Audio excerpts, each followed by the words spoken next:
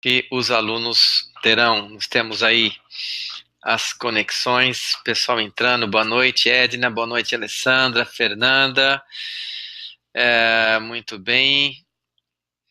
E já tem algumas perguntas surgindo muito bem. Vou até colocar o óculos para poder enxergar bem. Muito bem. Antes de entrar nas perguntas, eu vou fazer aqui algumas considerações gerais, um resumo bem básico do quarto módulo, que foi o último módulo que foi com as duas turmas, né? Então, nós vamos falar aqui, a gente falou sobre o estabelecimento do espírito crítico. A criança não tem espírito crítico. A criança, ela não julga, ela não consegue saber o que é bom, ruim, certo ou errado. Ela ainda vive no paraíso. Então, ela não comeu ainda da árvore do conhecimento do bem e do mal. E aí, a criança, ela é facilmente enganada. Então, quando você tem uma criança, e a criança, pelo fato de ser enganada, você conta historinhas, ela acredita, enfim, e essa inocência da criança, mais que inocência, né? Ela é uma presa fácil na mão de adultos que podem utilizar dessa criança para serem felizes. Adultos que tiveram problemas, que tiveram frustrações, tristezas, mágoas, desapontamentos, decepções, falências, vícios, abusos, enfim, uma série de problemas existenciais, que perderam a mãe, que perderam o pai, que não foram criados pelos pais, enfim, são muitas possibilidades. Esses pais, ou essa mãe, quando vira mãe principalmente, ela quer ser feliz, e ela vai ser feliz através dessa criança. Então, hoje mesmo, eu atendi uma paciente em que ela foi colocar as pecinhas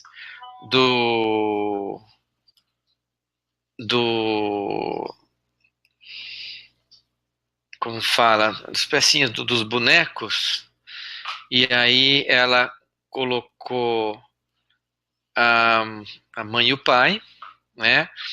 E ela no meio da mãe e do pai.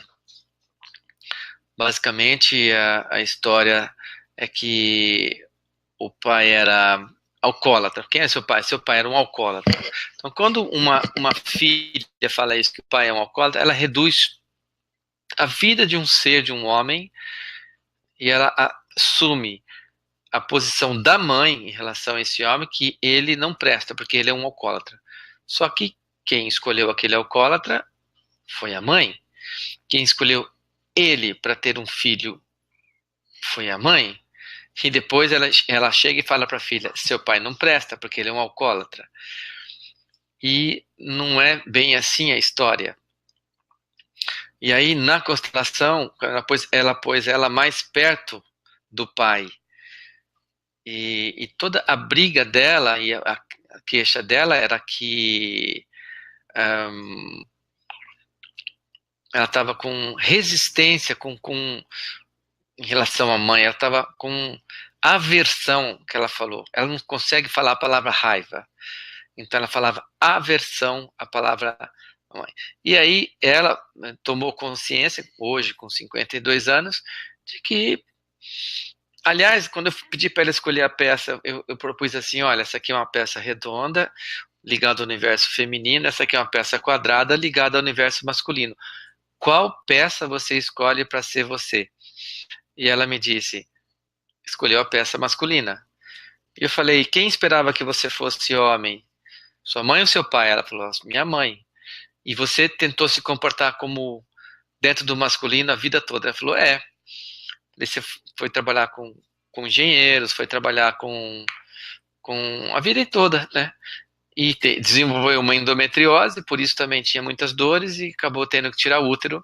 Aí ficou que nem homem mesmo, né? Não tem útero, só o genital externo que não tem. Então, para você ver a nível que chega essa... É quase uma lavagem cerebral que é feita na criança pelo fato dela não ter juízo crítico, pelo fato dela ser naif, ela ser ingênua. Ela é ingênua e ela é inocente. Agora, a criança ela é ingênua, né? Ela é os dois. O adulto, ele não pode ser ingênuo e ele não pode ser inocente. Até porque ele assume aquilo que ele faz. Quem é adulto. Quem é criança fala, não sei, não fui eu, nunca vi, não sei o que aconteceu, e aí fica nessa história empurrando para os outros, né? Então, a culpabilidade, ela é própria do universo adulto. Eu fiz, eu assumo e pronto, daí. Ok, né? Se você se arrependeu, você vai dizer eu sinto muito. Se você não se arrependeu, você não vai dizer nada. Tá certo? Eu queria saber aqui se vocês estão me escutando. Estão me escutando? Deixa eu ver se estão me escutando. Estão me escutando?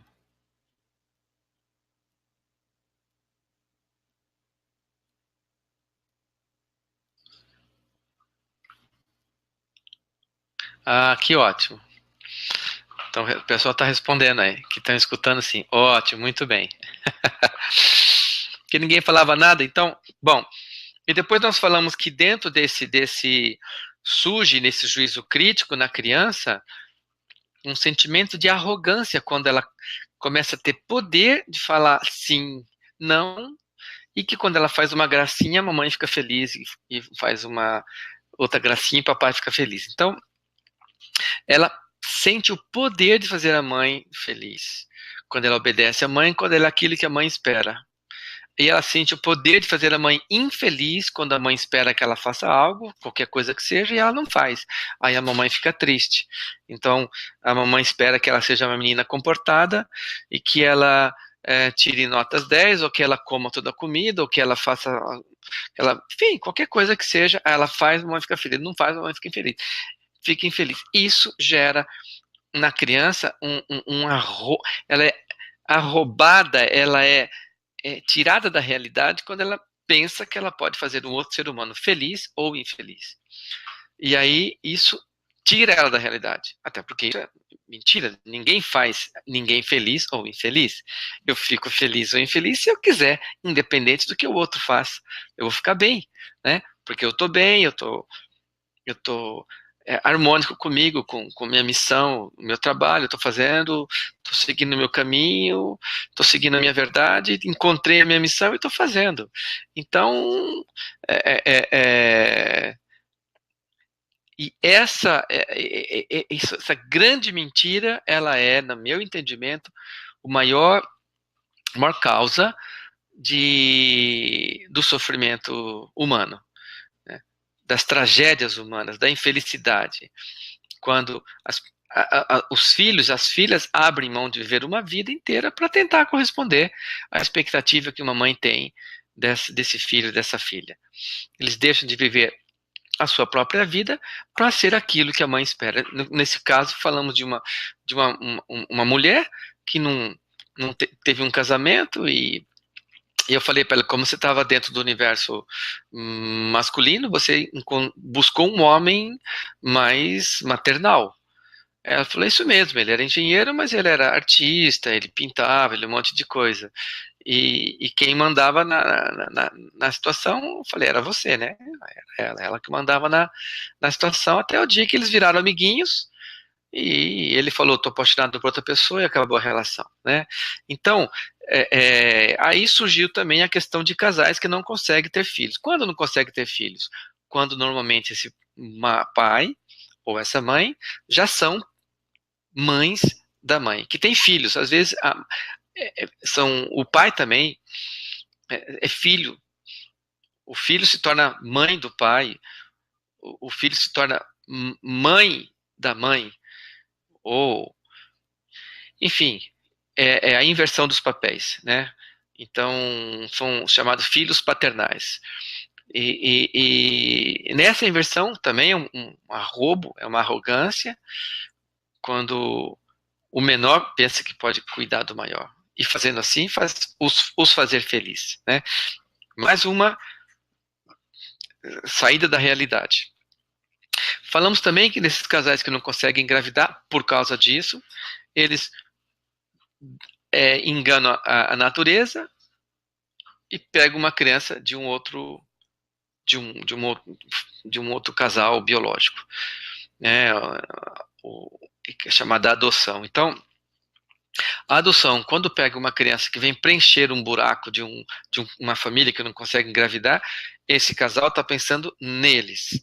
Eu vou ser feliz agora porque eu tenho um filho, eu tenho uma filha.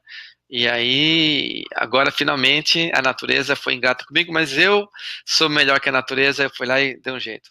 Não vai dar certo. Esse sistema vai falir, esse sistema. Isso não vai ser bom para a criança adotada, isso não vai ser bom para os pais que estão adotando, né? Quando que uma adoção ela é satisfatória, saudável? Quando os pais adotivos respeitam, né? E quando os pais adotivos dizem, olha, nós vamos ter aquilo que a natureza não conseguiu, mas você está ligado aos seus pais, e se um dia eles quiserem, os pais quiserem você pode ir com os seus pais biológicos. Por enquanto, nós vamos cuidar de você com aquilo que você precisa. Pronto, tá aí. Uma uma situação bastante saudável, bastante construtiva na parte sistêmica, né? Falamos também sobre o suicídio, que é quando uma pessoa desiste da vida. Existem várias maneiras de desistir da vida. Uma delas é através dos vícios. Você vai se matando aos poucos. É, Outra maneira de você desistir da vida é você não viver a sua própria vida, você viver para os outros. É uma forma de não viver.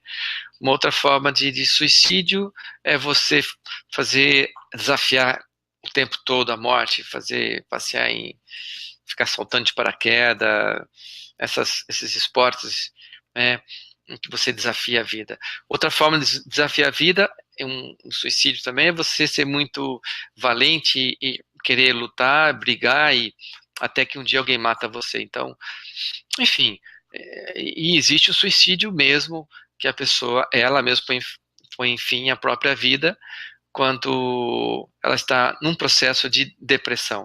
A depressão é uma doença e ela tem vários níveis de intensidade. Quando a depressão ela é muito forte, isso causa uma mudança nos neurotransmissores, e essa pessoa, o cérebro dela fica embebido em neurotransmissores negativos, que não dão energia. Essa pessoa tem esse pensamento, ela vem e ela, às vezes, chega lá e faz a tentativa.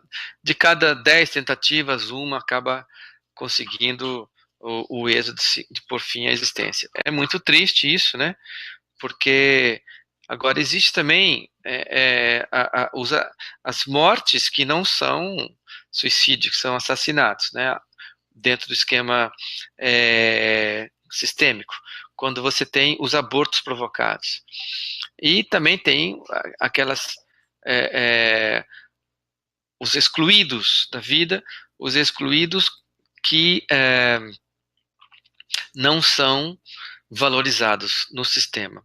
Atendi também recentemente uma constelação de uma pessoa que tinha um problema de família, briga entre irmãos, irmãs, família, ameaça, tudo mais, e a mãe dela teve um filho um irmão, né, que ela não sabia, não reconheceu. Quantas vezes já não surgiu em constelação a informação de que havia abortos não vistos, e a partir do momento que você integra, ela falou, nossa, agora eu fico pensando nesse meu irmão que eu não conheci, que bom seria se ele tivesse vivo. Eu falei, agora ele existe para você, isso é muito bom, o sistema está indo bem. Tá? Falamos também sobre a fertilização in vitro, que também é um ato de arrogância do ser humano, quando ele brinca de Deus e força aquilo que a natureza não tem. Falamos do direito sistêmico, onde o sistema jurídico brasileiro já tem em 9 estados já as constelações sendo usadas na, na, na, na justiça, nas varas de família, nas varas cíveis, e isso tem trazido um grande aumento no número de acordos, porque eles chegaram à conclusão que a sentença não resolve, e o que resolve é entrar na parte profunda da existência das pessoas, daquilo que realmente motivou as, as pelejas, as brigas, as diferenças, em que essas... E aí foi dado muita informação, e eu queria até agora aproveitar e fazer uma pergunta. Esse material da apostila, quem leu, levanta a mão, quem leu, dá um alô, porque é que tem um material muito bom para vocês que estão aprendendo a entrar nesse universo sistêmico. Muito bem, vamos às perguntas então. Deixa eu separar aqui. Então, a primeira pergunta: qual o entendimento da constelação sobre as situações em que há separação de irmãos no processo de adoção? Alessandra, né? Separação de irmãos. Adoção. Eu queria ir um pouquinho mais longe disso, viu, Alessandra? Porque você viu uma informação que eu passei para vocês, que o presidente Putin, ele soltou como fala, uma lei na Rússia de que crianças russas não podem ser adotadas e ser levadas para outros países. No Brasil, por exemplo, uma criança ela pode ser adotada e ir para a França, para Finlândia, Estados Unidos, não importa, ela pode ser levada. Lá não pode. O que eu acho que é muito legal. Eu acho que uma criança brasileira não deveria sair do Brasil. Primeiro porque a própria língua é o continente, enfim, tem uma série de questões. Então, assim, que a separação, ela já tem uma separação, ela já é separada do pai e da mãe. Se ela fica junto de irmãos, é muito melhor. É muito melhor. Se ela perde esse contato, inclusive com irmãos, fica maior ainda o vácuo, o espaço em que ela se encontra, o vazio que ela se encontra. E ela vai ter muito mais dificuldade para se conectar com a essência dela e encontrar um caminho existencial qualquer. Porque o que faz? O que faz uma pessoa existir? Qual é a maior necessidade da alma de uma pessoa? É o amor. Então, como que essa criança vai ter? Ela vai ter amor. Ela já se sente abandonada pelos pais biológicos porque ela foi dada em adoção. A mãe não quis. Quer dizer, ela já nasce com uma rejeição carimbada no DNA dela. Então, é um desafio, é um destino complicado. E daí, se ela vem junto com o irmão, olha, nós estamos juntos, né? Um vira mãe do outro vira pai do outro por uma fase, enfim, há um referencial de afeto. Mas sem o irmão, sem ninguém, separação, é muito maior a dificuldade. Respondi? Se respondi, você confirma aí, por favor, Alessandra. Segunda pergunta: qual é o entendimento? Deixa eu ver. Quanto à multiparentalidade, ou seja, a possibilidade de ter na certidão de nascimento a filiação biológica e também a socioafetiva. Quais seus efeitos na vida da criança, dos pais biológicos e adotivos? Isso é novo para mim, tá? Eu nunca tinha ouvido falar sobre essa possibilidade. Eu acho, sistemicamente falando, que é uma homenagem, que é uma constelação, que é pertencer, é trazer os pais biológicos ao pertencimento, e a criança tem lá sabendo quem são os pais de onde ela vem. Isso é muito legal, muito bom. Né? Os efeitos na vida dessa criança é muito maior, porque ali ela encontra um referencial de amor, tá certo? Você perder conexão com as suas raízes é como uma árvore que é tirada de um lugar e é transplantada para outro. Algumas morrem. Né? Então, manter esse elo de ligação nesse caso jurídico, até mesmo no papel, é muito legal. Eu nunca ouvi falar disso não, mas se isso aí for possível, eu tô achando legal. Alessandra, campeã da noite, já é a terceira pergunta. Vamos lá. Considerando que a mulher não aponta o suposto pai da criança para realizar a busca e o reconhecimento da paternidade, e ela decide entregar esse filho para adoção, nesse caso é possível pensar em uma adoção bem-sucedida? Não, jamais. Porque essa criança ela vai ter uma conexão com um pai que ela não sabe, que ela nunca vai conseguir. Então é como se você tivesse conectado energeticamente com alguém que você não sabe quem é. Entende? Ela vai sempre sentir falta de alguém, que está sempre em algum espaço vazio. Ela não vai. Ela vai ter um trabalho de busca, de elaboração do seu eu, de estruturação do seu ego, dos seus referenciais, muito mais complicado. Não estou dizendo que é impossível, mas é muito difícil essa adoção ser bem sucedida, né? Porque essa criança já parte de um DNA carimbado sem ter acesso ao pai. Quer dizer, aquele movimento em direção ao pai já é obstruído desde já. Ok? Então, a Alessandra aí com 3 perguntas, né? E outra coisa, vocês sabem que 5 milhões e 500 mil brasileiros não têm o nome do pai na certidão de nascimento. O nome do pai está em branco. Então, isso é algo muito característico aqui no Brasil. As mães têm o filho por algum motivo, por vingança, porque o homem vai embora, porque não quer, porque não precisa, por raiva, por 1000 motivos, não coloca o nome do pai. Sabe às vezes quem é, mas não põe. E tem aquelas que não sabem e não põem, né? Então, é uma diminuição do pátrio poder. E aí que você entra dentro desse sistema? O sistema que nós vivemos, um matriarcalismo, onde o útero manda, o útero fecunda, não precisa mais do homem, descarta o homem e pronto, matriarcado. E aí todo mundo está à mercê das matronas, aquelas que mandam nos homens, inclusive, e vão procurar homens que querem ser mandados. Isso é um ciclo vicioso. Ok, Alessandra, respondi?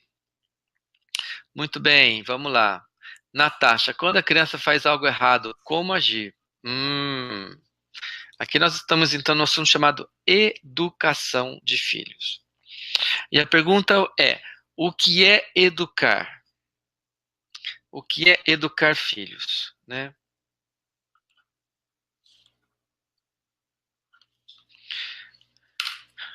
Existe várias versões de educação. Uma delas é lavagem cerebral. Eu vou transformar aquela criança naquilo que eu quero. É como se fosse pegar um pedaço de barro e vai moldando. Outra versão da educação é a domesticação. Essa criança vai ser domado, como se fosse um animal selvagem, que vai passar a ter um comportamento que os pais querem que tenha. Ele vai ser super educado, não vai fazer nada, não vai reclamar. Se reclamar, apanha. Enfim. Então, o que é fazer algo errado? Essa é a questão, Natasha. Então veja, você está cozinhando, preparando a comida, a criança começa a mexer no negócio, começa a derrubar as coisas no chão. Isso é errado? Você arrumou a casa inteirinha, a criança vai lá e pega terra e joga no chão, quer brincar com terra. Isso é errado? A mesa está posta, tem a toalha, a criança vai e puxa a toalha, derruba tudo. Isso é errado? Não na cabeça da criança. Por quê? Porque ela está com um universo, um mundo a descobrir. Ela quer tentar, ela não tem ainda, como eu acabei de falar, não tem juízo do que é certo e do que é errado. Ela está testando, ela está procurando, ela está se buscando. Então, ela está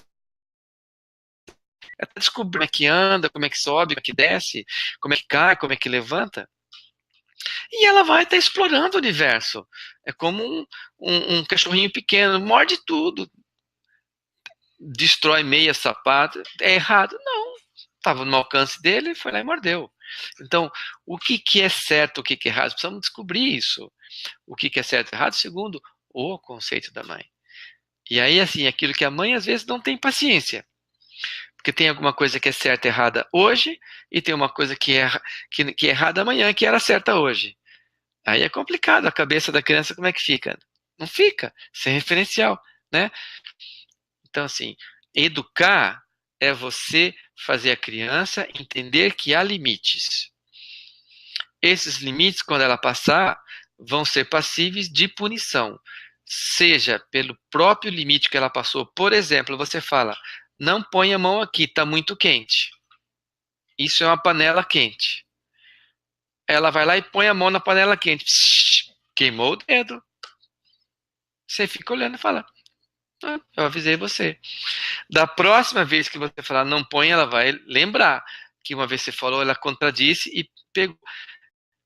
Ou, então, de alguma maneira, a criança vai ter que sofrer um pouco. Vai. E aí existe educação de uma criança de 1 ano, 2 anos é uma coisa, 5 anos é outra, 7 anos é outra, 10 é outra, 12, 15. Depois dos 15, ó, esquece. Você tem um adulto, trate ele como um adulto para que colha as consequências do que faz, tá? Como agir? Colocar limites, com bom senso, sem violência, de preferência, porque a violência destrói o ego, destrói o amor próprio da criança. Uma criança que é muito surrada, ela não tem confiança, ela tem medo de tudo, né? Mas assim, ela tem que saber que se ela faz uma coisa inadequada, ela vai ter a consequência. Último ponto na educação de filhos: não personalizar a ação dela. Como é que é isso? Criança derrubou o negócio lá. Os pais chegam e falam. Já é irado, né? O que já não tá bom. Irado. Você não faz nada direito, você não presta para nada mesmo. Então a criança associa que ela não presta, que ela não é a ação dela. E você pode muito bem separar. Então, por exemplo, seu filho bate numa outra criança na escola. A diretora chama, a criança bateu. Meu filho, você é um menino muito inteligente. Você ontem fez isso, isso, isso. Papai gostou bastante. E papai te ama. Mas a atuação, isso que você fez é desprezível. Isso não se faz. Não cabe, não casa com o tipo de pessoa que você é. Então, a sua ação, ela é condenável e por isso você vai ficar 1 semana sem celular. Me dá seu celular aqui, pronto, 1 semana. Então, ele fez uma ação, ele sabe que a ação dele não foi legal, mas que ele é legal. Entendeu? Separar a ação da pessoa. Tá aí a última dica de educação de filhos sistêmica, como educar filhos de uma maneira responsável, amorosa, e lá na frente vão ser adultos centrados e conectados com a sociedade de maneira responsável. Ok, Natasha? Muito bem. Fernando, inversão de filhos e pais desequilibra várias áreas da vida. Desequilibra tudo, até porque é uma ilusão, isso é não viver. Né? Uma filha que a vida inteira vai tentar corresponder ao que a mãe espera dela, ela é sempre filha. E se ela é sempre filha, ela vai ser sempre, alguém fala aí? Criança, muito bem, vocês já sabem. Vai ser sempre criança. Então, ser filho é ficar num universo de criança. E ser pai, ser mãe, é um serviço prestado por um tempo. Quando um pai e uma mãe precisam se sentir importantes, e se eles não forem mais pai e mãe, acabou o casamento, então tem filhos que vira filho a vida inteira, com 30, 40, 50, 60, é filho. E tá lá, papai e mamãe, cuidando do filhinho, e viram um filhinho até morrer, papai e mamãe, e não viveram como homem e mulher. Tá aí, então essa inversão, ela é muito prejudicial sim para todo o sistema. Fernanda, drogas também desafiam a vida, né? Sim, o drogado, ele não tem amor, ele perdeu o amor próprio. Por quê? Porque ele abriu mão da vida dele para ser o que a mamãe quer. Ele precisa ser um problema. Ele aprendeu que se ele não for problema, o pai e a mamãe se separam. Então, enquanto ele é um problema, mamãe continua mamãe, ele tem lá 38 anos, consome droga, 52, sei lá, e ele é uma criança, e a mamãe continua sendo mamãe. Entendeu? Então ele faz a mamãe feliz, ele vive uma ilusão, a mamãe também, ele é filhinho e não está vivendo. Porque quando ele é homem, ele não precisa de nada disso. Homem adulto, responsável pelas suas questões, toma posse das suas decisões, ele procura uma profissão, e isso é um assunto do nosso próximo workshop. Quando você tem uma profissão, você escolhe, você produz algo, e para você produzir, você usa todas as suas habilidades: memória, planejamento, organização, pontualidade, sistematização, respeito à hierarquia, obediência, respeito às leis do país que você está. Você respeita acordos com clientes, com compras, você paga as contas. Mundo adulto. Isso é para você trabalhar, para você ser produzido, seja um funcionário, seja um profissional liberal, seja um home office, seja um vendedor, qualquer coisa, você precisa entrar dentro do mundo adulto. E quando você não está, você não alcança o sucesso esperado. Então, isso é um assunto que a gente vai desenvolver provavelmente num webinar em breve, e eu convido vocês. Edna, a criança desde pequena sentia prazer em aventuras perigosas. E quando adolescente partiu para o mundo da droga e não quer sair. Pelo que vimos, é um perfil suicida. Como ajudar a pessoa a sair dessa situação? A mãe pode constelar para esse filho? Várias perguntas.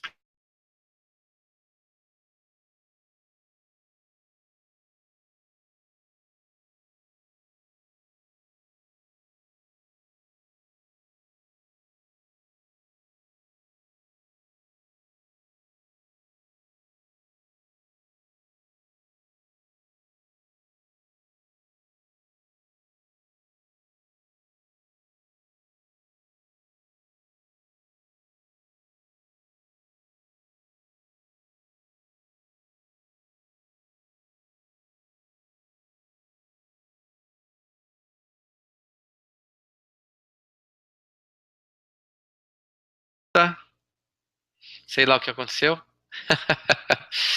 Mas vamos lá. Todo mundo me ouvindo aí? Ok.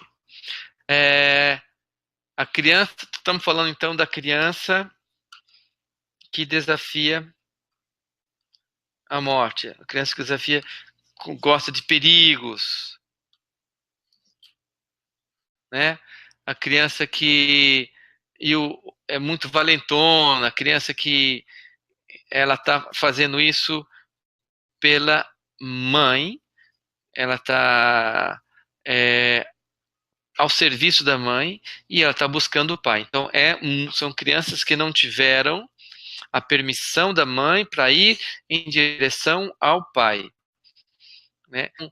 É, é, conseguiram, tiveram uma interrupção do movimento em busca do amor do pai. Então elas não conhecem o pai, não conhecem o diferente, não sabe lidar com o novo, o diferente. Então elas se desesperam fácil, elas são ansiosas, elas são inseguras, porque elas não conheceram a força do masculino. Fica só perto da mamãe. Então, seja menino, principalmente homens, né? Que ficam presos às mães. E são os filhos problemáticos. Para eles existirem, eles precisam ser filhos problemáticos. Tá certo? Então, e aí, quando adolescente, partiu para o mundo da droga, procurando o pai, procurando uma aventura. E daí, assim, já que eu não posso ser eu completo, não posso ter um pai e uma mãe completo, tanto faz, eu posso morrer também, que não tem problema. Porque muitos usuários de drogas estão se matando aos poucos, né? Agora, como ajudar essa pessoa a sair? Primeira pergunta é, ela quer sair? Como ajudar? Como ajudar o filho? Essa mãe tem que autorizar o pai, ou seja, falar assim, ó, o seu pai é o melhor pai do mundo. Ele é perfeito para você, né? E não, agora, não basta falar, tem que sentir isso, tem que olhar assim, a mãe tem que olhar para o pai e ter esse sentimento de dentro que aquele cara é um cara legal e não ficar com restrições, mas ele poderia melhorar se ele fizesse isso. Acabou. Já. Esse mais restringe tudo. Com restrições, com colocações, com limitações em relação ao pai. Né? Não, seu pai é muito bom, mas ele ferrou. Entendeu? Só vale o que vem depois do mais. O antes do mais não vale mais nada. Então, quando essa mãe realmente aprende a honrar esse marido que ela escolheu, ela que escolheu, ela não foi obrigada, tá certo? Ela escolheu. Não é como antigamente que os pais escolhiam os noivos. E muitas vezes dava certo, hein? Dava mais certo do que hoje essa bagunça. Vamos lá. Então, a mãe escolhe o pai, tem um filho com ele, e depois não deixa o filho ir pro pai porque ela escolheu. Tá cuspindo no prato que ela entrou no restaurante, pôs a comida e fala, não vou comer. Ela que escolheu. Então, assim, a mãe pode constelar para esse filho? Claro que pode, mas essa mãe também tem que constelar para ela, porque ela repetiu algo que a própria mãe dela fez com o pai dela, e ela está repetindo isso com o marido, e o filho tem o prejuízo, a parte mais fraca. O filho, a criança, é a parte mais fraca, e ele sofre o prejuízo de, de uma mãe usar o filho, muitas vezes até para resolver o problema. Muitas dessas mães são controladoras, muitas dessas mães são ditatoriais, são mandonas, mandam no marido, muitas dessas mães querem que as coisas sejam só do jeito delas, se acham muito importantes, quer ter todo mundo por perto, e se ela tiver um filho problemático, esse filho vai estar sempre perto dela. Ele vai ter 35 anos, não conseguiu deslanchar da vida, fez uma faculdade, mas faltou, repetiu, e não, enfim, aí ele vai estar sempre pertinho dela lá, o filho problemático, ô, meu filho me dá tanto problema, ai, ele tão, nossa, e aí ela fica nesse papel de mãe que não leva ela para lugar nenhum. Mãe tem que pensar em se aposentar. Né? Como todo mundo hoje está tendo a lei da aposentadoria aí mudar a lei da aposentadoria. Mãe, filho, quando chegou com 15 anos, mãe se aposenta e boa, e vai ser feliz e viver a sua vida. Ok, de maneira mais saudável que puder possível. Outra pergunta, abortos. Fernanda, vamos lá, abortos. Criança que usa droga, drogadição. Abortos. Para ressignificar e fazer pertencer, é preciso, além de constelar a pessoa, falar para seus familiares que fez? Não é preciso falar. É no coração, é dentro dela. A pessoa que fez um aborto, ela, na hora que ela faz isso, ela escolheu o melhor caminho dentro daquilo que era possível. Ela precisa ter a dimensão exata da repercussão disso, e nisso ela pode ver numa constelação. A repercussão para o sistema, para a família dela. Ela deve incluir esse filho, sim, honrar esse filho, né, de alguma maneira, que foi impedido de vir.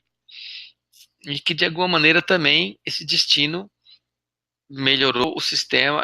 Essa criança que não veio ao mundo pegou aí, está pagando por alguém lá de trás. Alguém está pagando por alguém. Né? Então, não precisa falar não, viu, Fernando? Não deve falar. Li tudo. Beleza, esse povo está muito, muito compenetrado. Vocês são ótimos alunos. Eu fico muito feliz e realizado como professor. Eu tenho visto os comentários, as trocas de informações que têm acontecido pelo WhatsApp e estou muito orgulhoso de vocês, ok? Doutor Adailton, para ressignificar o abortado, a pessoa, além de considerar, ela tem que contar que fez para os familiares, já falamos. Repetiu a pergunta? Repetiu. Edna, se o dependente químico aceitar constelar é melhor que a mãe constelar? Edna, não tem melhor. São dois universos a serem considerados. Um é essa mãe que está envolvida, ela tem parte. Não se trata de achar culpados, a culpa, não tem isso. Isso é procurar culpado é coisa de criança. A questão é, existe uma situação grave, ela pode ser melhorada dentro, ressignificando dentro das pessoas. Isso leva tempo. Isso às vezes não é na primeira constelação, não é na segunda. Às vezes começa na terceira, vai se concretizar na quarta, na quinta. Nós temos pessoas aí, a Flávia, que está na 15ª constelação e cada vez descobre uma coisa nova, né? Tem a Vânia já está na 11ª. Enfim, é isso, é um aprendizado, um desenvolvimento, uma expansão da consciência que cada vez fica mais leve. Então, a mãe deve trabalhar, abrir mão de influenciar a vida dos outros, começar a cuidar da vida dela, da felicidade dela. Isso não é fácil, né? E o filho, que é o filho ou qualquer que não é mais filho, é um adulto, é um homem que tem uma drogadição, ele tem uma rachadura, ele tem uma doença. Ele precisa ser tratado medicamente falando, ele vai precisar tomar medicamento, ele vai ter um treinamento, ele precisa ter uma reprogramação na sua mente, ele precisa ter uma profissão, e ele precisa ser tratado desta maneira. E às vezes ter aquilo que não teve no momento oportuno, ele precisa ter uma experiência com o pai. Enfim, ele precisa, se ele quiser constelar, sim, né, tudo vai ficar melhor. E talvez entrar num processo de constelação, né, de várias, até ele precisa de um suporte psicoterapêutico, ele precisa de um tratamento psicoterapêutico, né, de tomada de consciência de que ele é um homem adulto e que vai tá brincando de viver, né? Ok? Vamos lá. Adiante. Respondeu sim, agradeço a apostila estudada, a inovação no, é possível sim, uma inovação no judiciário brasileiro. Ah, que legal, não sabia. Vamos lá, produção independente também é uma arrogância. Para o sistema, a criança fica sem referência do pai. Bom, vamos definir o que é produção independente, né? Vou anotar aqui, produção independente. Produção independente é assim, olha, eu quero ser feliz e para eu ser feliz eu preciso comprar um carro novo. Vou lá e preciso comprar um carro novo. Quer saber? Não preciso de um carro novo, eu preciso de ter um filho. Mas eu não quero marido, não quero. A gente. Né? Sei lá. Então, saber? Eu vou pegar um esperma. E aí, essa produção independente existe de diversas maneiras, viu? Existem essas que são deliberadamente já produção independente, que vai lá num banco de esperma, pega um esperma e faz. Tem outras assim que o pai não sabe que ele vai ser o doador de esperma, enquanto o cara seduz, transa e desaparece. O cara nem fica sabendo que ele é pai. Também é a mesma forma. Todas elas, em todas essas situações, quem mais sofre, quem mais tem problema, quem mais colhe prejuízo dessa loucura são os filhos. A parte mais fraca. A criança que vai se formando debaixo de um regime onde ele não tem direito a ter pai. Algo também que acontece muito hoje em dia é quando os pais se separam muito cedo. Então, criança de 6 meses, 1 ano, 2, 3 anos, não pode ter o pai. E muitas vezes a criança é usada como moeda de troca pela mãe para conseguir pensão. E aí, essa criança, ela sabe, sente que ela é abusada e que ela vai sustentar essa mãe. Porque a mãe vai pegar essa pensão e vai viver disso. Né? Ela vai ser, isso é uma forma de abuso, sim. É um desrespeito à condição da criança. É um ser humano usando o outro. Quando um ser humano usa o outro, é quase uma escravidão. Né? O outro é obrigado. E no caso da produção independente é pior, a criança não tem como escapar, não tem para onde ir, só tem a mãe, então ele vai se sujeitar àquela mãe e e vai, é, e vai ser essa criança que a mãe quer. Ele vai ser o brinquedinho dela, o carro novo, ou sei lá o quê. Para satisfazer um adulto, vai ter um outro ser, né? É um ato muito egocêntrico. Ok? Sueli. Boa noite, Sueli, tudo bem? Deixa eu ver na sala quantos nós temos. Opa! Temos 14 pessoas ao vivo, que ótimo, muito bom. 18 registrados. Muito bem, Sueli. Como se deve agir quando irmãos adotados ignoram os pais biológicos? Olha, esses ignoram, às vezes eles ignoram para contentar os pais adotivos. Primeira possibilidade, porque fazendo isso, eles vão ter os benefícios de dizer, ai, que bom. Eles acham que, né, nós somos os únicos pais.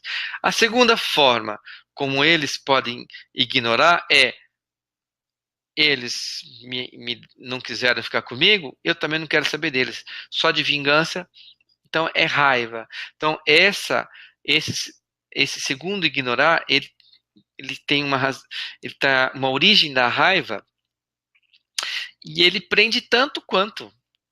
É uma prisão. E quando você tem raiva de alguém, você está preso a essa pessoa. Você pensa nela, você quer vingança, você quer aquele desgranhado que fez aquilo comigo que eu não tinha o direito de fazer. Ai, se eu pego. Né? Então, o que é isso? Estou preso àquela pessoa. Totalmente preso. Então, esse ignorar aí prende essa criança aos pais biológicos. Não, não é saudável também para os pais adotivos privar essa criança de ter o contato ou conhecimento dos pais biológicos. É saudável, olha. É fazer bem a função pai, né? Antigamente, meu pai, meu pai é o segundo, meu pai é o terceiro filho, né? A irmã mais velha dele foi dada para minha bisavó, porque na Bahia o primeiro filho, a primeira filha sempre era dado para a bisavó. E ela foi criada pela minha bisavó, não pela mãe, pela minha avó. Interessante, né? Isso existia em algumas famílias antigas. E sim, existem costumes que são regionais, né? No Japão, o filho mais velho tem a responsabilidade de cuidar do pai e da mãe. Ele ganha toda a herança, mas o pai e a mãe, quando ficam velhos, vão morar na casa dele. É um costume. Não hoje, mais em dia, né? O Japão cortou essa relação, mas antigamente era assim, tá? Então, não é saudável. Ana Maria, é correto falar para o filho que, por exemplo, eu sou a mãe e você é o filho. Não tem como agir como sendo a mãe. Eu sou a mãe. Ou falando como sendo o pai. Sim, é muito correto. O filho precisa saber. A filha precisa saber. Você é a mãe. Então, assim, eu sou a mãe. Você é só o filho. Acabou. Não, você não precisa cuidar de mim. Mamãe cuida de si. Você cuida de você, eu cuido de mim. Então você vai aos poucos. Agora a criança quer cuidar da mãe, gostou. Ah, que bom, cuida de mim, filhinho, né? Aí a criança começa a falar: opa, é bom, eu consigo cuidar da minha mãe. Não é bom, não, tá? Muito bem, Ana Maria. Vamos lá, Fernanda. Super verdade essa questão do medo de tudo, quando surrada. Perfeito. Claro! Você quebra a formação do eu, do ego da criança. A criança não tem ego, não tem segurança. Porque ela foi espancada, ela foi violentada. Existe a violência emocional, existe a violência física, que são as crianças que apanham muito. Existe a violência emocional dessa criança é privada de ser criança, ela tem que trabalhar, ela tem que sustentar. Existe a violência sexual, onde uma criança ela é colocada no mundo adulto para viver uma sexualidade que ela nem sabe o que é, e ela começa a ter dor ou um prazer que não é próprio do universo infantil. Isso são crimes muito profundos que destroem o ego dessa criança. Uma criança abusada, ela vai ser muito difícil ela recuperar a segurança de si mesma. Então, ela vai ser sempre uma criança insegura, instável emocionalmente, raivosa, irritada, né? E nunca está bem em nada. Próxima questão, vamos não? Tá tudo bem aí? Vamos seguir? No caso de drogas, o pai também tem essa responsabilidade em deixar o filho nesse infantil, né? A responsabilidade da paternidade e da maternidade são compartilhadas. Como eu disse, nessa minha fala, eu não estou aqui procurando culpados e fica parecendo que a mãe é sempre culpada. É porque a mãe tem uma responsabilidade maior. A mãe gesta. Essa criança está 9 meses dentro da barriga da mãe. Já começa a interação. A mãe amamenta. A mamãe troca a roupa. Então a mãe, os 7 primeiros anos, é a área de influência da mãe. Então essa mãe forma essa criança do jeito que ela quer. Sim, ela tem mais benefícios, ela tem mais cuidado, ela tem o prazer do parto, ela tem o prazer de gestar, ela tem o prazer de amamentar, ela tem o prazer de cuidar. Enfim, são privilégios que ela tem biológicos e que o homem não tem. Não faz parte do universo masculino. Então, dentro do universo masculino, ele vai cumprir a função de pai. Dentro da função de pai, ele vai ser pai. E aí sim, Ana Maria, tem a parte dele, lógico que tem, né? Se a criança pode ir em direção ao pai, o pai sumir no mundo, desaparecer e não querer falar com essa criança. Existe isso também, né, a alienação parental da mãe que não deixa o pai ir, a criança tem acesso ao pai, e do pai que não quer ser pai, e se nega e vai viver a vida dele, ou às vezes casou, tem outra família e não quer mais saber, né? E às vezes, como vingança daquela mulher que usou essa criança, ela não deixa lá também. Já vi pais que cansam de tentar ter acesso à filha e não vai, e deixa e vai embora. Edna, houve interrupção aqui. Houve sim, Edna, foi parada, agora voltou. Muito bem, quando a gente não tem filhos, divorciou e o ex-marido foi sacana na constelação. Se eu constelar e ressignificar ali, não preciso conviver com ele? Não está clara essa pergunta, hein? Quando a gente não tem filhos, ok? Divorciou, beleza. E o ex-marido, o que é ser sacana? Vamos lá. Ninguém é sacana isolado. E, e qual que é a parte da mulher? Qual que é a responsabilidade dos dois nisso daí? Um relacionamento sempre é dividido. Então, essa parte aqui foi sacana que tá meio, né, na constelação, se eu constelar e ressignificar, não preciso. Não, você não. Mas se você diz que ele foi sacana, já precisando constelar mesmo, né? Porque e o que fez que você procurasse um cara que fosse sacana para você, né? Porque ninguém procura ninguém por acaso. Ninguém estabelece uma intimidade, um relacionamento com alguém que você não precisa, né? E ninguém fica numa relação que não faz bem para os dois. E o tempo que você fica é o tempo que é bom para você, o tempo que você precisa. A questão é essa culpabilidade de que o outro é isso, o outro é louco, o outro é sacana, o outro é filha da puta, o outro é bipolar, o outro não sei o quê, o outro me traiu. Ok, e a sua parte, a minha parte, divididos, né? Tem que ser responsabilidade dos dois. Não estou ouvindo você, quero muito ouvir essa resposta. Aqui também voltou. Voltou, sim, sim, sim, sim, sim. Não voltou, voltou. Da F5, só aparece o bate-papo, não aparece o vídeo nem a voz. Clique em reconectar na parte de baixo. Voltou, voltou. Só que não sei o que respondeu. Só não sei se ele respondeu minhas perguntas. Essas turmas são maravilhosas, você é demais. Você é master top. Obrigado, Fernanda. Obrigado, Ana Maria. Alessandra, e sobre o aborto espontâneo, os pais devem contar para os filhos que, em decorrência de um aborto, ele é o terceiro filho, por exemplo? Sim, deve contar, porque é uma forma de incluir essa criança que faz parte de um filho. Hoje, olha que lindo, eu atendi uma gestante, está grávida pela terceira vez. A primeira vez ela teve uma filhinha, há 6 anos atrás, que veio junto com ela. Há 8 meses atrás, eu estava na praia, recebi uma ligação, que ela fez um exame e estava grávida. Foi fazer um ultrassom, e aí, horas depois, o ultrassonografista me liga e diz, olha, ela está com uma gravidez nas trompas, uma gravidez ectópica. Ectópica. gravidez ectópica é uma gravidez nas trompas. Não tem jeito. Não tem o que fazer, não tem como reimplantar, tem que tirar essa gravidez da trompa. Tem que tirar as trompas, ou tem que fazer, enfim, tem que abrir a trompa e deixar, mas você tem que tirar aquilo dali, porque senão vai matar a mãe e a criança. Muito bem.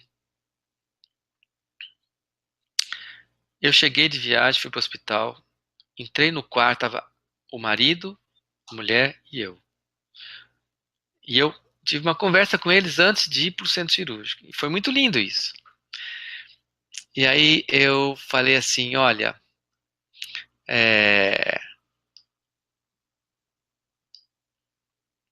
vamos conversar com essa criança, vocês precisam se despedir dela, ela está viva, ela está ouvindo vocês. Ela é um ser que está ali. E eu vou falar algumas palavras e queria que vocês repetissem. E eu fiz uma conversa da mãe com o filho e uma conversa do pai com o filho, que estava ali. E que por algum motivo ele se alojou nas trompas. Houve muita emoção, os dois choraram, eu quase, junto com eles. Passamos um tempo, ficamos em silêncio, nos olhamos. Ela respirou, parou de chorar. E aí, nós fomos para o centro cirúrgico, eu fiz a cirurgia. E ela agora engravidou de novo, com a outra trompa que sobrou, sem tirar a trompa dela. E ela falou assim, doutor, eu nunca ouvi que um médico ginecologista tivesse feito isso. Um ritual de despedida dessa criança antes de fazer a cirurgia. Isso foi lindo. Nossa, depois disso eu me espiritualizei muito. Eu procurei um meu caminho espiritual, eu tenho estado, e eu tenho certeza que essa gravidez que eu estou agora está bem. Nós fomos ali, fizemos ultrassom pequenininha, com 5 milímetros, ela está grávida. Foi feliz, chorou de alegria, lembrou. Né? Então, assim, abortos espontâneos, ou uma gravidez, deve ser lembrado, sim. Né? Você é o terceiro, você é o quarto. Ok, doutor Deus, fiquei sem conexão um tempinho. Você já respondeu alguma das minhas questões? Eu só respondi depois que voltou a, né, que eu voltei a falar com todo mundo. Gesley, na área, estou quieto hoje, mas estou acompanhando. Gesley, na área é bom. Muito bem, Gesley. Deixa eu ver quem que pediu alguma coisa aqui. Janaína pediu, vamos lá, voltar. Chat. Cadê? Roubar a mulher. Não sei o que ela quis dizer com isso. Adaildo, como fazer quando em algum momento, por questão de maturidade ou momento de vida, os pais ou a mãe não estão ou não se sentem preparados para exercitar a maternidade e paternidade? Pergunta difícil. Os pais que engravidam jovens eu chamo hoje menos que 25 anos, muito difícil, né? Com 25 anos você ter uma maturidade de uma pessoa de 40. Ser pai jovem é um exercício, porque ele tem que cuidar da vida. Nós fizemos uma constelação recente de uma mãe que queria constelar os filhos, os dois irmãos que brigavam, e ali surgiu, foi a constelação. A mãe não tinha tempo de ver as crianças, a mãe precisava trabalhar, ela tinha que se realizar profissionalmente, ela tinha que ganhar dinheiro, ela tinha que buscar o seu caminho profissional, e ela não teve condição de estar em casa. Então essas crianças ficavam cuidadas pelo pai, pela avó, pela empregada, enfim. Então, e aí agora já passou o tempo, essas crianças cresceram, viraram adultos, e não tem mais o que fazer, né? Então ela ficou muito triste, ela ficou abatida, ela ficou decepcionada, mas não tem mais o que fazer. Agora é daqui para frente, né? E o que podia ser feito na constelação foi feito, foi arrumado.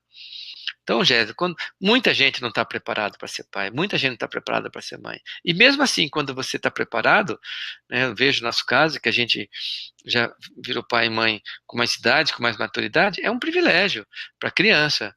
E ao mesmo tempo, você tem uma estabilidade, maior estabilidade financeira, uma estabilidade profissional, realização, né, e tem mais condição de dar atenção. Agora, preparado mesmo, ninguém está. Não tem.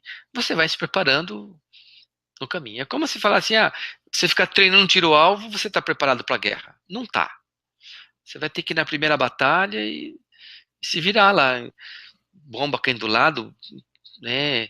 Gente levando um tiro, grito, o avião passando, granada estourando e você ali, né?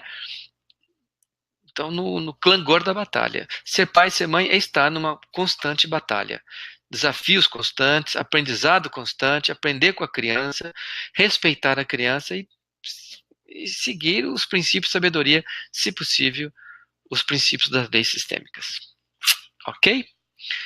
Janaína, Dailton, qual a relação dessas crianças que não conseguem ficar em escola nenhuma? É inteligente, mas não prospera.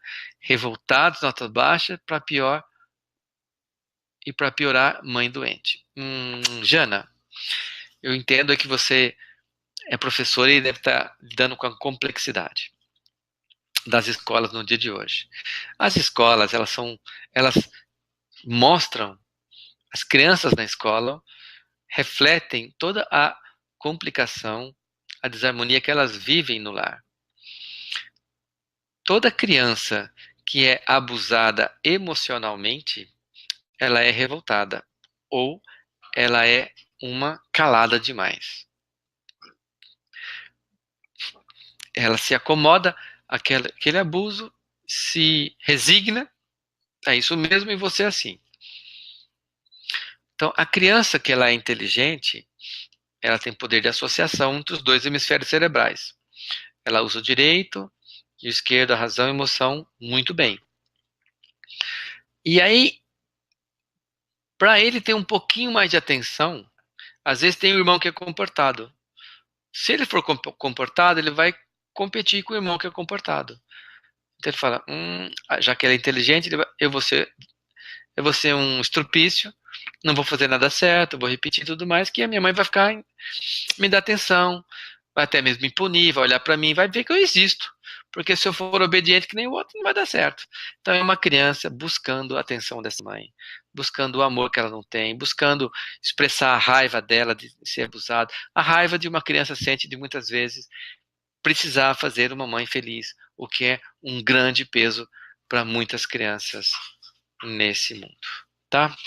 Daniela, olha só, já estamos com 1h05. 1h05 de transmissão, uma pergunta atrás da outra. Vocês estão hoje demais.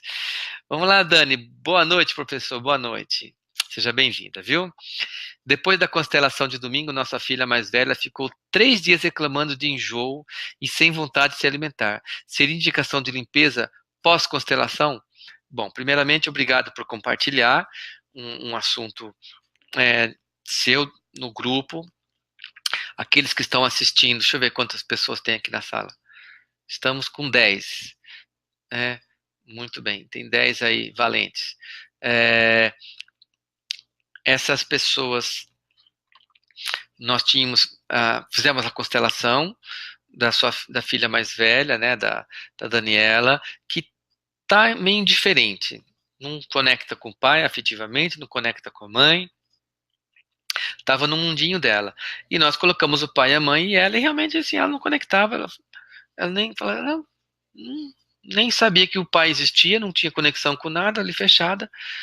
E aí eu coloquei uma pessoa, eu não disse para quem era, essa pessoa entrou e pegou ela, tomou posse dela, por cima, como se estivesse possuindo ela. E aí essa outra pessoa que entrou, agarrou ela, a mãe foi o tempo inteiro tentar tirar. E quanto mais a mãe tentava tirar, na força, mais ela agarrava e mais ficava. Mais a mãe tentava, né, Dani? A sua intérprete tentava tirar, e aquela relação ali não adiantava. Não é pela força. Não é pela força que se separa. Não é. Nada é pela força. É de dentro, é pelo amor, né? E ali, num momento, eu entendi que era um antigo relacionamento do pai, que estava sendo excluído e que fazia a representação naquela criança. Mais uma vez, o lado mais fraco é a criança pagando por coisas não resolvidas por parte de adultos, né? fique pensando nisso. Laiba diz que coisas que você não resolve, talvez seu neto ou bisneto vai ter que resolver. Então é melhor fazer curso mesmo, inteligência sistêmica, fazer constelação, para deixar o mínimo possível de coisas lá para frente para os outros resolver. Né? Tá bom, pessoal? E aí, Dani, realmente, então, pós-constelação, para você ver como isso afeta a parte espiritual. O enjoo é o fígado dela. O fígado é o centro da emoção. Ela é aquela emoção toda lá, aquela raiva toda dela também. A raiva dela foi expressada, né? Veio à tona. E certamente ela foi tocada, já está o efeito da constelação, tá aí. Tá? Obrigado por compartilhar, Dani. Fernanda, aborto provocado conta aos filhos? Não. Vou falar de novo. Não conta. Tá bom? Que linda experiência, doutora Adailton. Obrigado. Parabéns, obrigado. Ana Maria, se nessa noite tivesse escutado somente essa história, teria valido tudo, porque já aprendi nesse curso, emocionalmente demais. Estou muito, muito emocionada. Gratidão.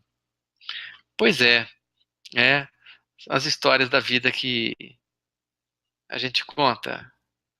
E eu acho que a gente vem no mundo para fazer um diferencial. Eu não tenho nada de especial,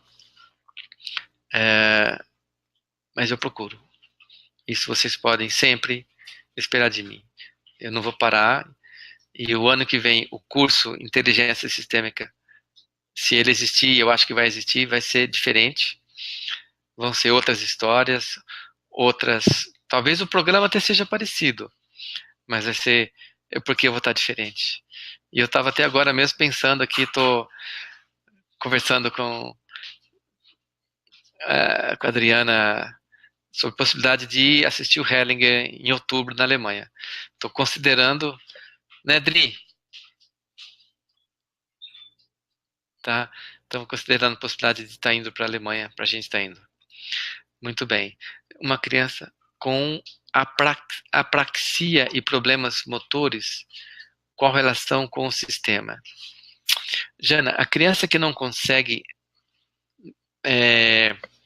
mexer, ela tem um problema de cerebelo.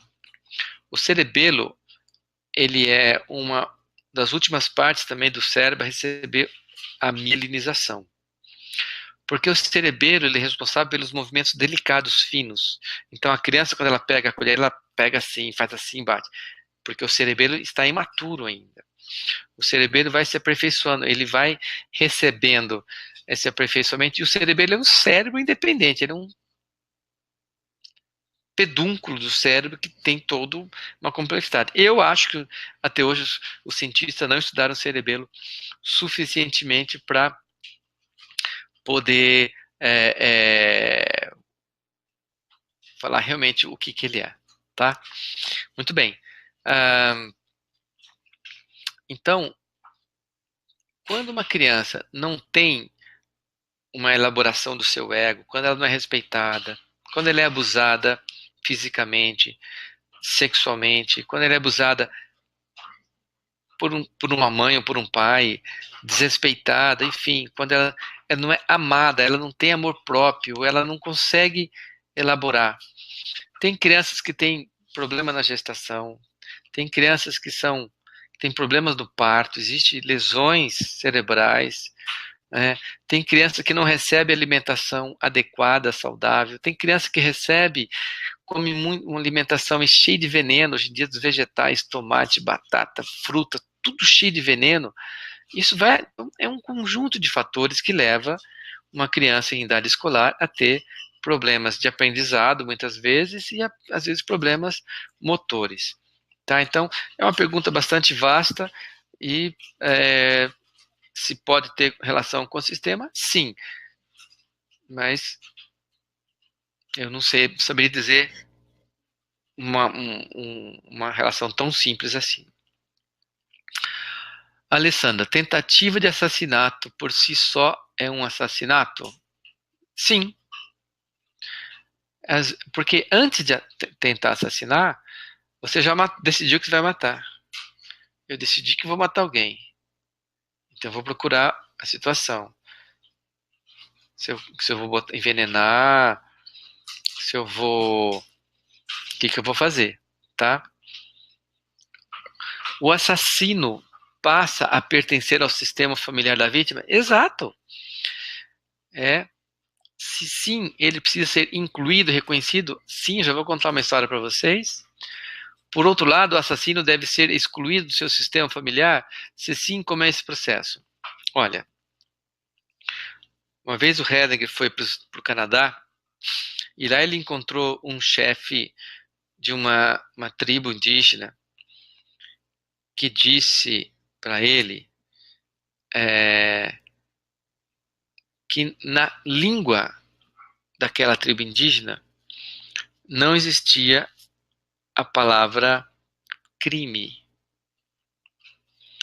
E aí o Heidegger perguntou, mas como é que vocês fazem quando um mata o outro? Eles falam assim, quando um mata o outro, o assassino, ele é adotado pela família do que perdeu o ente querido. Ele passa a fazer parte da família que perdeu o filho, enfim. E ele é incluído. Nunca, eu acho que um povo foi tão evoluído, sistemicamente falando, para chegar a ter uma abordagem desse nível, né? E é isso mesmo. O assassino, ele faz parte da família. E às vezes assassinos de antepassados nossos estão ligados a nós e a gente não sabe, tem que ser incluído, né? Tem que ser incluído sim. Tá certo? E como que esse processo? Esse processo acontece dentro de um processo, dentro da pessoa. Às vezes numa constelação, numa sessão individual, desde que a pessoa tome consciência daquilo. Então, né, vai incluir. Doutor, a Janaína. Respondi a Alessandra, dá uma olhadinha nisso aí. É um adolescente que atende na clínica, uma constelação resolveria? Olha, a constelação não resolve nada. Nenhuma constelação resolve. A constelação, ela traz uma possibilidade de resolução. Ela amplia a consciência e dá mais liberdade. Ela cria uma possibilidade para quem tem um sofrimento, sofrer menos. E isso sim, então, se vai ajudar, vai. Pode desatar um nozinho? Pode. Fernanda, pessoas que tentam suicídio e fica no sistema, e alguém pode no sistema pode se ligar? Exatamente, pode sim, né? Ou pessoas que foram ameaçadas de morte. Uma vez eu atendi uma pessoa que ela era orador, palestrante. Na verdade, não foi eu que atendi, foi um outro profissional. Só que às vezes ela chegava em algumas palestras e no meio da palestra ela perdia a voz, não saía. Você consegue imaginar o tamanho do distúrbio para aquela pessoa com prejuízo, né? Palestrante. Aí foi feito um sistema de regressão. Ela entrou em estado de consciência alterado e ela viu uma pessoa sentada num cavalo com as mãos amarradas com uma corda no pescoço. E aí foi falado para essa pessoa que era o antepassado dela. Uma situação, parecia-se uma cidade medieval. Quais são as suas últimas palavras que você tem a dizer? Quando a pessoa foi se defender e que era um enforcamento injusto, ela não tinha feito, tiraram o cavalo e antes dela falar, foi cortado e esse antepassado foi enforcado. Não conseguiu falar. E ela, N gerações aqui na frente, se conectava com aquilo. Acolheu aquele antepassado, expressou a voz dele e ela nunca mais teve problemas para falar em público. É muito lindo isso. Vamos lá. Sexualmente por um dos pais pode ter desinteresse pela vida sexual no casamento? Sim. É. Sim, pode sim, Edna. O abuso, como fala, o abuso sexual, ele traz o mundo adulto, que é próprio dos adultos, e muitos adultos não conseguem nem lidar com o mundo adulto, para uma criança, que pode muito menos ainda. A criança não tem um desenvolvimento físico, glandular, emocional, neurotransmissores, e não tem um cérebro, não tem uma consistência suficiente para lidar com a vida sexual. Porque a vida sexual subentende uma intimidade, e é o adulto que consegue ter intimidade. A vida sexual é a energia do pai, do outro, do diferente. E aí o que acontece é que essa criança ela vai ligar inconscientemente é, a situação, né, a questão sexual a uma situação de dor, de humilhação, de perversão às vezes, né, de abuso, de ter que ficar de sofrimento, de ter que ficar calado. Tem crianças que às vezes são abusadas por tios, temos que são abusadas por primos, teve um que era abusado pelo primo por anos, né? E aí quando ela falou, eu fui abusada, eu falei, quantos anos você tinha? Ela tinha 13. Falei, 13 você não era mais abusada. 13 você já gostava da coisa. Mais ou menos. Então, assim, né? Então, tem o abuso e tem aquilo, aí a criança que não é mais abuso. Mas é um. Criança não tem a intenção sexual. E isso está na cabeça dos adultos. E um adulto responsável, ele não vai usar de nenhum desses artifícios para tirar essa criança do universo dele. O universo da criança é brincar. É o universo lúdico, é o universo da fantasia, é o universo do descobrimento, é o universo da tentativa.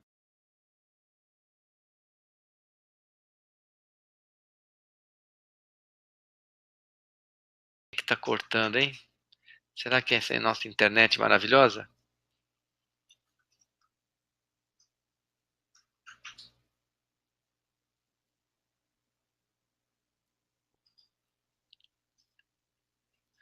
Vamos lá, uma criança abusada.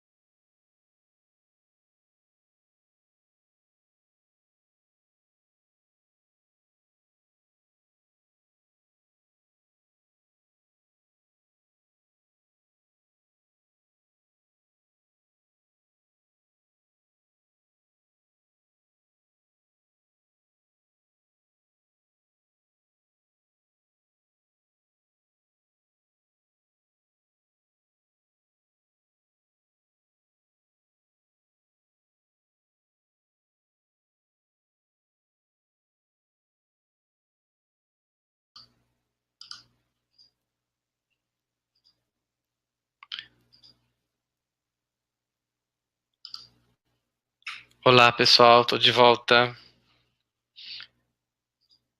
Estou de volta, consegui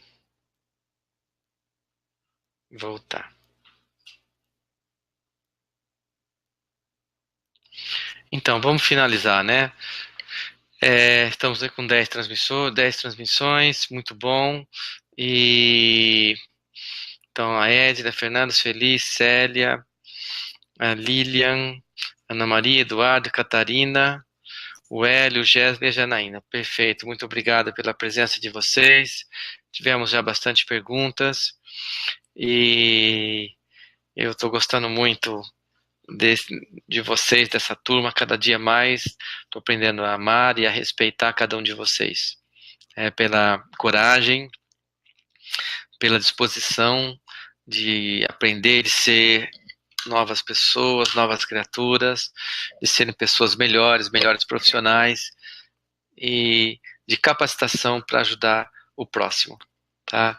Então, nós vamos seguir a partir de hoje esse esquema de fazer um webinário por mês. Vamos ver se eu consigo fazer sempre na segunda semana do mês. Vou mudando o dia, seja quarta, seja quinta, às vezes segunda, às vezes terça, enfim, vou vendo um dia que é melhor.